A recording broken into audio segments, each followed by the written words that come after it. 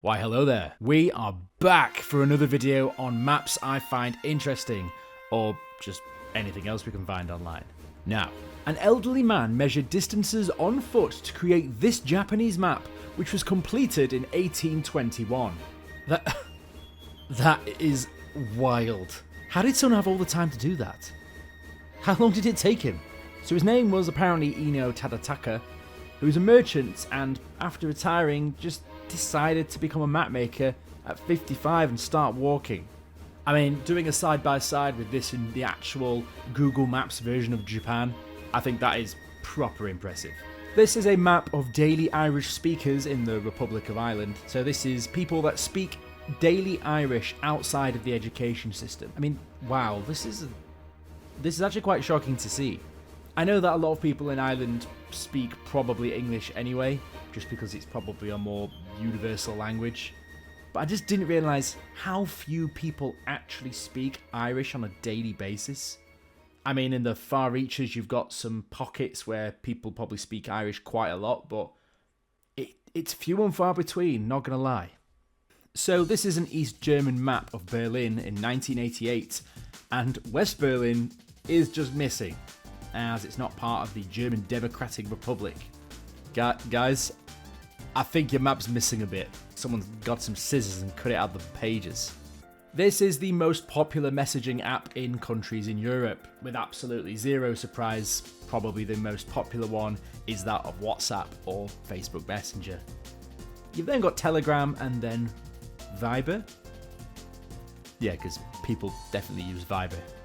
This is a map which I didn't think was possibly a thing, but apparently it is.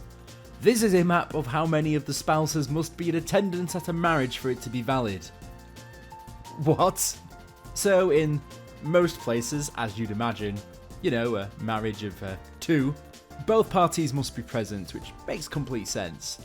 You've then got these outliers in yellow where at least one must be present. So what? Someone decides not to turn up, or you're ill and somehow it's all okay? If someone could please explain that to me in the comments, that would be fantastic. And then you've got Montana, which says that apparently both can be absent. What is going on here? Apparently there's some form of proxy marriage where you can get people to attend on your behalf. I'm not gonna lie, that is way above my pay grade. This is apparently a new route that China can take to get to Europe, which takes 18 days instead of 30, which means that they no longer have to take the Suez Canal to get to Europe. Okay, so from the looks of it, they can leave and go down the Indian Ocean and take the most expensive route through the Suez Canal and straight to the European continent. Which is all well and good until you see that there is now this new route apparently, presumably because of ice melting and opening up new ways for people to traverse the globe. Which is pretty cool in one way, but at the same time, not cool for nature. However, this whole thing is interesting nonetheless. This is a map of the world, of 4 billion people in red, and then another 4 billion people in yellow. Look, I knew that China and India had a lot of people in them anyway, but this really puts things into perspective, because that is wild. This is an overhead map of South America.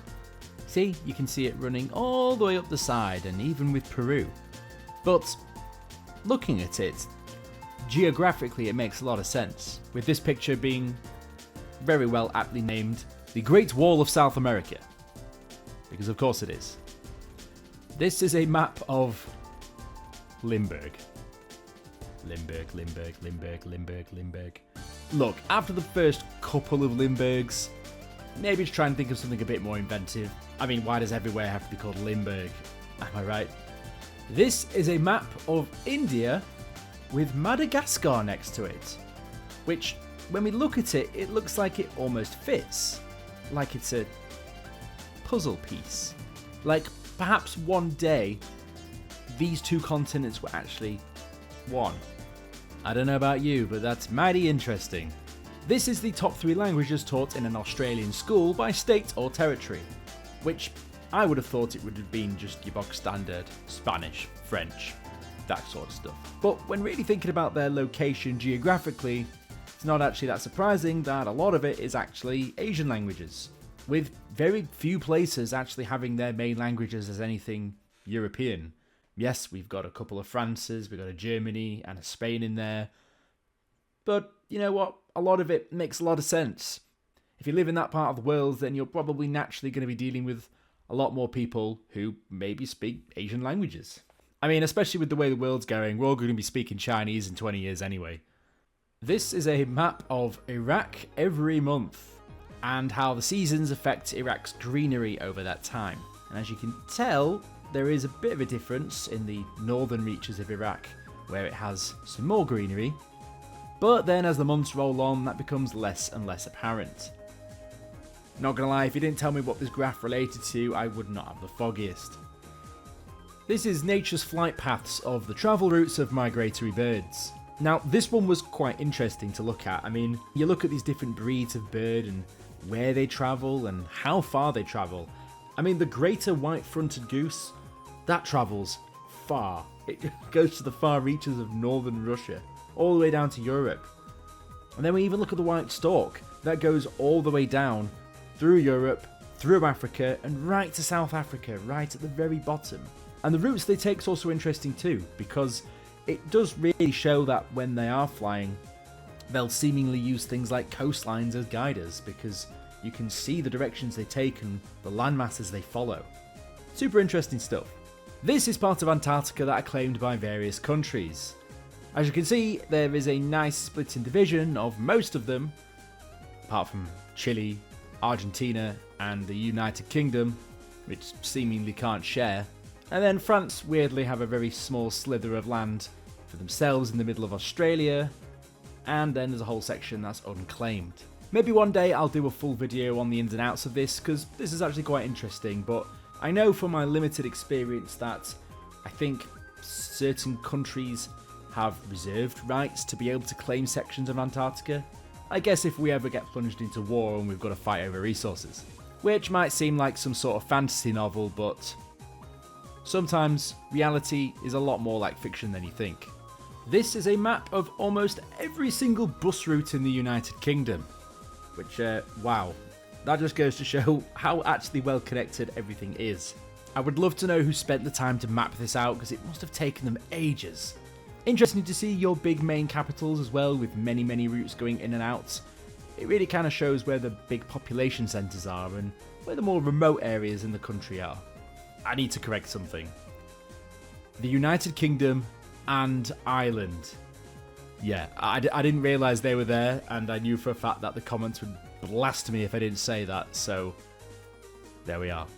This is a map of alcohol tourism and where Europeans go for cheap alcohol, with the most expensive being Norway, so seemingly a lot of people leaving Norway to get alcohol, and the cheapest being Moldova.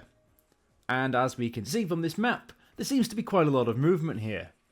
Weirdly enough, you've got places like Norway that go to Sweden for their cheap alcohol, but then people in Sweden leave to go to Germany, and then the Germans leave to go to other places to get even cheaper alcohol, and then so on and so on. Alright, we've got a map that shows the most popular fast food chains across the whole of the United States. And surprisingly, a lot of this seems to be Chick-fil-A. I've never been to a Chick-fil-A before, but I've heard good things.